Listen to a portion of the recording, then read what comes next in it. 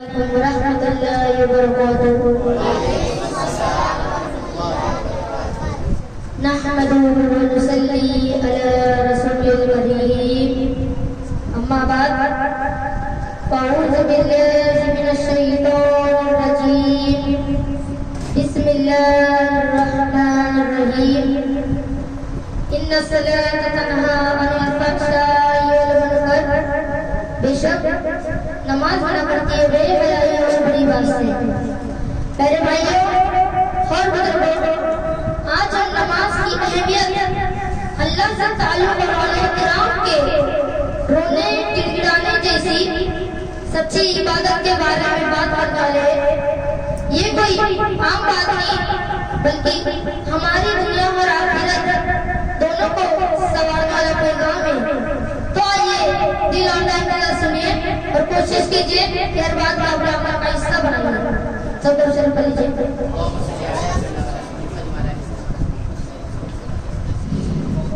پانچ وقت کی نماز پڑھنے والا گناہوں سے پاک ہو جاتا ہے۔ حضرت کعب بن احبار رضی اللہ تعالی عنہ سے روایت ہے کہ میں نے حضرت موسیٰ علیہ السلام پر نازل کی صحیفہ میں اللہ تعالیٰ نے ارشاد کیا، اے موسیٰ علیہ السلام دو رکعت نماز ہوگی جسے میرا محبوب نبی محمد مصطفیٰ صلی اللہ علیہ وسلم اور ان کی امت پڑھا کرے گی۔ یہ فجر کی نماز ہے، جو شخص اس نماز کو پڑھے گا میں اس کے دن اور رات کے گناہ معاف کر دوں گا اور وہ میری پناہ میں رہے گا۔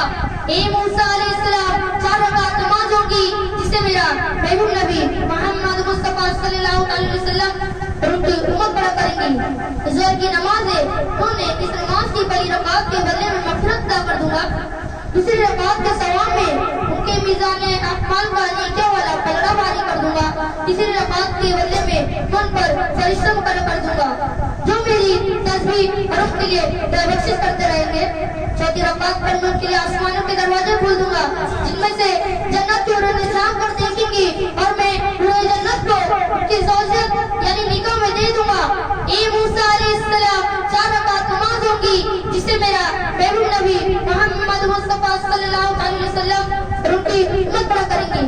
یہ عصر کی نماز ہے، اس کے ثواب میں آسمان و زمین کو کوئی فرشتہ نہ بناؤں گا جو ان کے لیے بخشش نہ کرے اور جس شخص کے لیے فرشتے بخشش کی دعا کرے اسی کا بھی عذاب نہ ہوگا۔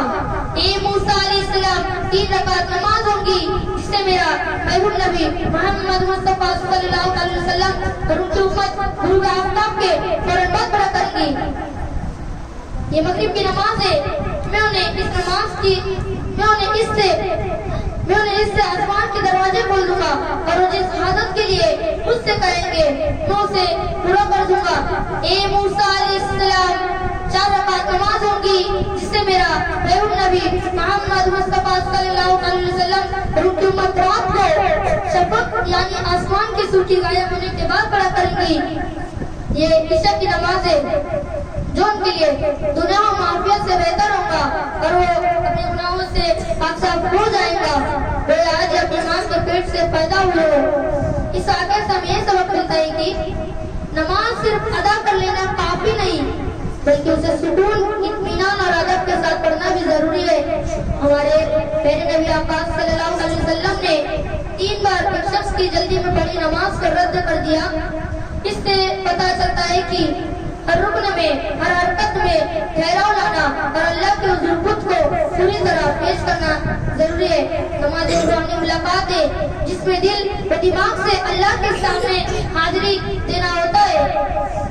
ہمیں چاہیے کہ ہم جلدی میں نہیں بلکہ سمجھ کر، سوچ کر اور اخلاص کے ساتھ نماز پڑھیں تاکہ وہ مقبول ہو اور ہم پر رحمت اور مغفرت کا دروازہ کھل جائے۔ آخر میں اللہ رب العزت سے دعا ہے کہ اے اللہ تو ہمیں نماز کی قدر کرنے والا بنا دے، ہمارے دلوں میں نماز کا پیار اور تیرا خوف پیدا کر دے، ہمیں اولیاء اور صالحین کے نقش قدم پر چلنے کی توفیق دے، ہماری نمازوں کو اپنی بارگاہ میں قبول فرما۔